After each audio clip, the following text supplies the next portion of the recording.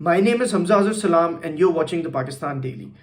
A Chinese national was arrested on the charges of blasphemy late last night in the northwestern part of Pakistan in the Kohistan area after a mob accused him of insulting Islamic figures.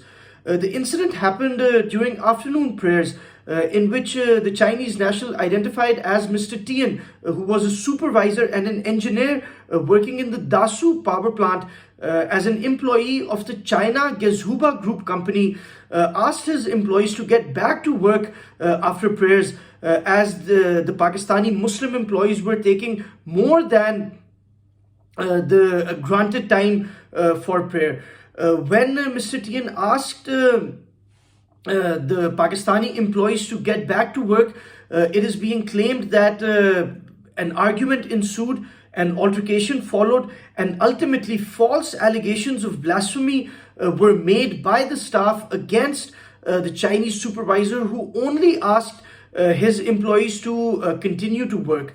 Right now in Pakistan, in the Muslim world, the month of Ramadan is going on, and in this month many Muslims, they fast from sunrise to sunset, and it is considered to be a time of religiosity, and people usually do not eat and drink across the street, in the streets or in public. But this particular incident is very precarious because the police had to act, and there was a mob which gathered outside the police station. The police had to arrest the Chinese national Mr Tian in order to protect him from the mob, who were demanding that the police hand over the Chinese national back to the mob so that they could probably kill him.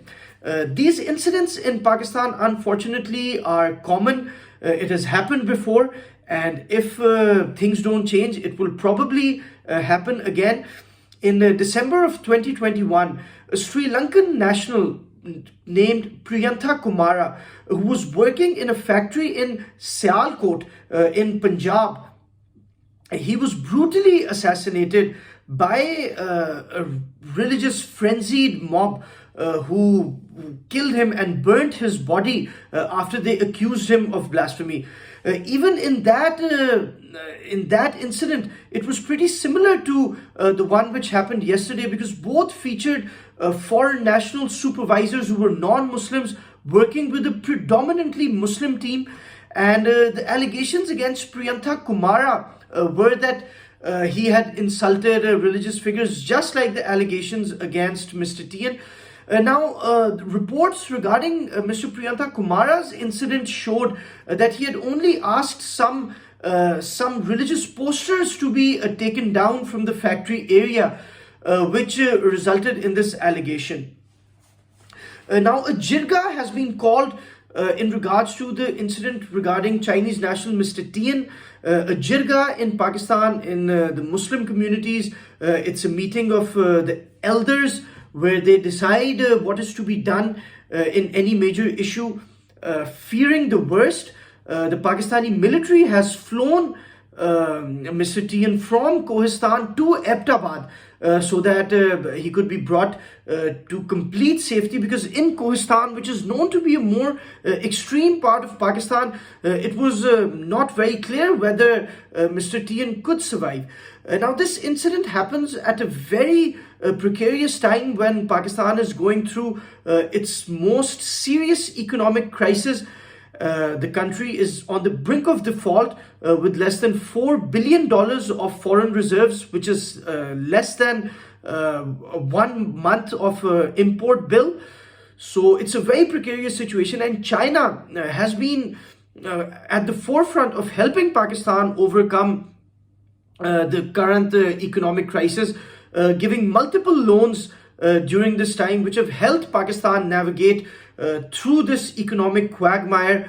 But these incidents have the capacity to significantly diminish Chinese confidence in Pakistan, particularly Chinese investment in Pakistan, because we've seen Baloch militants and Baloch separatists who seek to separate Balochistan from Pakistan. We've seen those militants attack Chinese nationals residing in Pakistan frequently. We've seen a suicide bombing in Karachi recently, outside the Confucius Center of a university, where three Chinese nationals purportedly lost their lives. Two or three Chinese nationals lost their lives. And such incidents are on the rise. And another important thing to mention is that such narratives which call for killings of purported blasphemers, these are quite encouraged by the state of Pakistan. Now, as per Pakistani law, Section 295C calls for the death penalty for blasphemers. Now, the state is supposed to conduct this punishment, but oftentimes we have seen this punishment being conducted by religious frenzied mobs. We've seen the killing of Governor Punjab, former Governor Punjab Salman Taseer, who was killed by his own bodyguard. And then we saw an entire political movement called the Tehreek-e-Labbaik Pakistan, which was created in order to glorify the murderer of Salman Taseer. Even now, just days ago on national television, Bold TV, a mainstream news channel, broadcasted a Ramzan show in which Faisal Qureshi, a very famous Pakistani actor, he, alongside some religious clerics, they encouraged the killings of blasphemers, glorifying it as if it was a great service to religion and Islam. And such narratives, such dangerous narratives, are openly being broadcast on Pakistani media.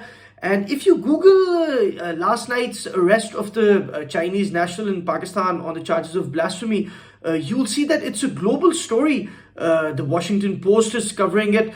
All the major news outlets of the world have covered this story.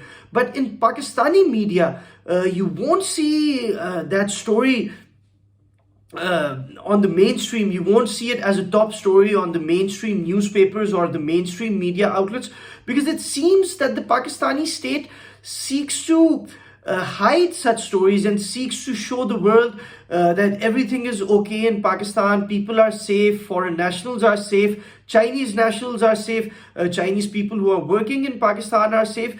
But unfortunately, this narrative does not reflect the truth, because such incidents are increasing by the day, and the state, rather than quelling such incidents, is perhaps emboldening the groups which conduct such actions, and the mobs who think it is their right to kill purported blasphemers.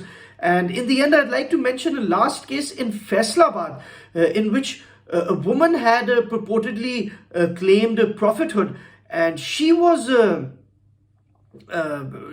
surrounded. Her house was surrounded by a mob, and so the police had to come. They had to disperse the mob. The CPO of Faisalabad, he had to assure the mob that he would personally annihilate the blasphemers so that they could go and he could bring the suspects into custody, into safety. Because one thing the world has to understand, that in blasphemy cases in Pakistan, being under police custody is the surest way to get to safety. Because once the mob comes into the picture, then nobody's life can be protected.